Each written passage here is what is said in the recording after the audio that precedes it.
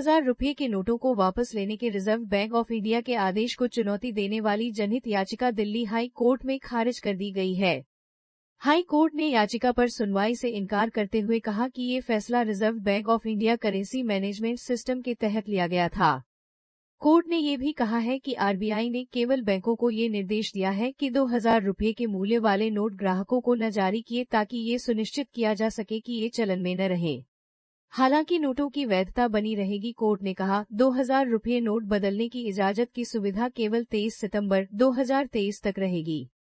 इस तथ्य का ये मतलब नहीं है कि आरबीआई ने ऐसा कोई दिशानिर्देश जारी किया है कि 23 सितंबर के बाद 2000 रुपये के नोटों की नोटबंदी हो जाएगी। समाचार एजेंसी पीटीआई की रिपोर्ट के अनुसार दिल्ली हाई कोर्ट के चीफ जस्टिस सतीश चंद्र शर्मा और जस्टिस सुब्रमोनियम प्रसाद की बेंच ने ये फैसला सोमवार को दिया, लेकिन ऑर्डर की कॉपी मंगलवार को उपलब्ध कराई गई। सऊदी अरब और रूस के फैसले का असर भारत पर सीधा पड़ सकता है।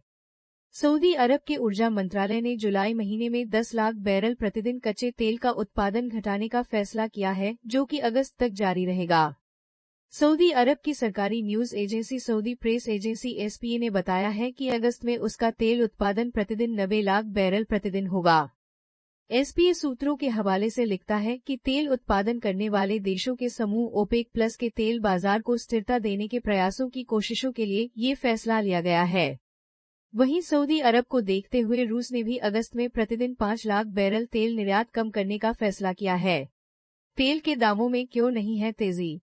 रूसी वित्त मंत्रालय ने सोमवार को बताया था कि पश्चिमी देशों के प्राइस कैप के बाद रूसी कच्चे तेल के दाम जून में औसतन $55-28 प्रति बैरल थे, जबकि एक साल पहले इसके दाम $87-25 प्रति बैरल थे।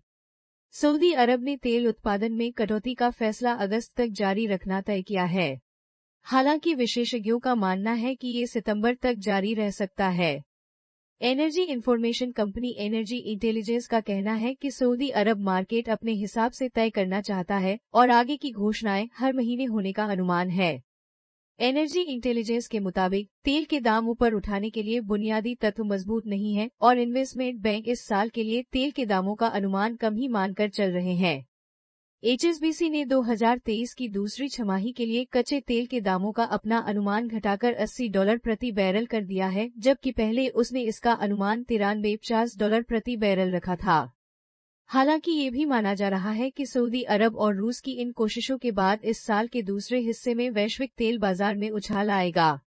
संयुक्त अरब अमीरात स्थित अमीरात एनबीडी बैंक का अनुमान है कि सऊदी अरब साल 2023 के अंत तक अतिरिक्त कटौती की नीति अपना सकता है। सऊदी अरब को लगता है कि तेल उत्पादन में दूसरी कटौती जरूरी थी।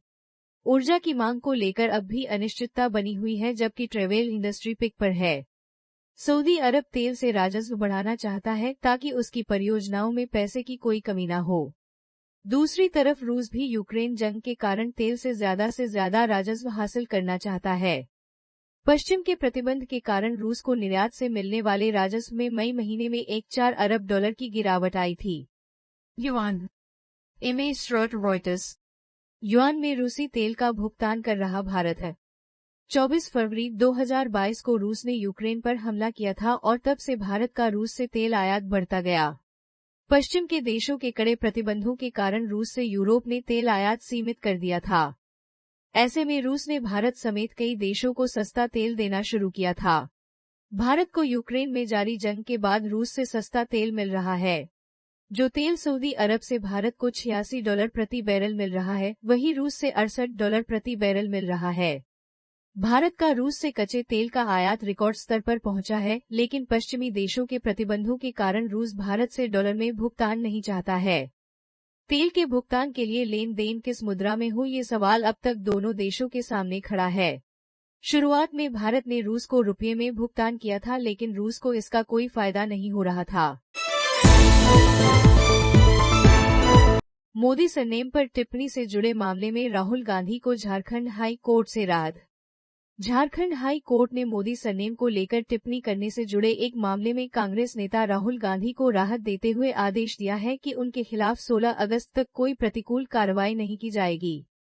इस मामले में याचिकाकर्ता का दावा है कि राहुल गांधी ने कहा था कि सभी चोरों का सरनेम मोदी होता है और कांग्रेस नेता के ऐसा कहने से उनकी मानहानि हुई है। बीबीसी के सहयोगी पत्रकार सुचित्र मोहंती के अनुसार इस मामले की सुनवाई की अगली तारीख 16 अगस्त तय की गई है और झारखंड हाई कोर्ट ने कहा है कि तब तक राहुल गांधी के खिलाफ कोई प्रतिकूल कार्रवाई नहीं की जाएगी। राहुल गांधी पर ये आरोप है कि साल 2019 में कर्नाटक के कोलार में एक चुनावी रैली के दौरान उन्होंने प्रधानमंत्री नरेंद्र मोदी को नीरव मोदी और ललित मोदी से जोड़ा था। अपने बचाव में राहुल गांधी का कहना है कि अपने भाषण में उन्होंने किसी की मानहानि नहीं की थी। राहुल गांधी की इस कथित टिप्पणी के बाद रांची सिविल कोर्ट के एक वकील प्रदीप मोदी ने 2019 में उनके खिलाफ मानहानि का मामला दर्ज कराया था। पटना हाई कोर्ट में भी इसी तरह के एक मामले की सुनवाई चल रही है। पटना में ये मामला बीजेपी सांसद सुशील कुमार मोदी ने दायर किया है। पटना हाई कोर्ट अब 12 जनवरी 2024 को इस मामले की सुनवाई करेगा। केंद्रीय प्रत्यक्ष कर बोर्ड सीबीडीटी ने पैन आधार लिंकिंग के लिए 30 जून 2023 की डेडलाइन घोषित की थी। यानी अगर आपने पैन 30 जून तक आधार से लिंक नहीं कराया तो 1 जुलाई 2023 से ये निष्क्रिय हो जाएगा। इससे आपको बैंकिंग समेत उन सभी कामों में दिक्कत आएगी जिनमें पैन की जरूरत पड़ती है।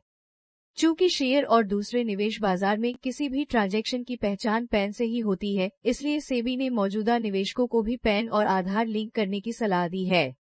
इसके बगैर ट्रांजैक्शन में दिक्कत आ सकती है। पैन आधार लिंकिंग क्यों जरूरी? इनकम टैक्स डिपार्टमेंट ने पाया कि एक ही पैन पर कई लोगों को अलॉट कर दिया गया है। एक व्यक्ति को एक ही पैन अलॉट होता है। पैन डेटा डुप्लीकेशन रोकने के लिए आधार कार्ड हासिल करने योग्य टैक्स पेयर के लिए पैन आवेदन पत्र और इनकम रिटर्न में आधार नंबर का उल्लेख करना जरूरी कर दिया गया है। किसके लिए लिंकिंग जरूरी? सीबीडीटी के सर्कुलर मार्च 2022 के मुताबिक इनकम टैक्स एक्ट के तहत उन सभी लोगों के लिए आधार नंबर का उल्लेख करना जरूरी कर दिया गया है जिनके पास 1 जुलाई 2017 को पैन नंबर मौजूद था। पैन आधार लिंकिंग के लिए ये जरूरी है। 30 जून 2023 तक लिंकिंग जरूरी है। ऐसा न कर पाने पर पैन निष्क्रिय हो जाएगा। पैन आधार लिंकिंग किसके लिए जरूरी नहीं? कुछ लोगों के लिए पैन को आधार से लिंक करना जरूरी नहीं है। 80 साल की उम्र से अधिक के व्यक्ति के लिए, इनकम टैक्स एक्ट के तहत अनिवासियों के लिए, ऐसा व्यक्ति जो भारत का नागरिक न हो। पैन आधार लिंक न होने पर क्या होगा? पैन आधार लिंक न कराने वाला व्यक्ति इनकम टैक्स रिटर्न दाखिल नहीं कर पाएगा। Pending income tax return process नहीं हो पाएगा। निष्क्रिय पैन वाले शख्स का pending income tax refund process नहीं हो पाएगा। गलत या त्रुटि वाला इनकम टैक्स रिटर्न से जुड़ी प्रक्रिया आगे नहीं बढ़ पाएगी। अगर पैन निष्क्रिय हो जाता है तो बड़ी दर पर टैक्स कटेगा।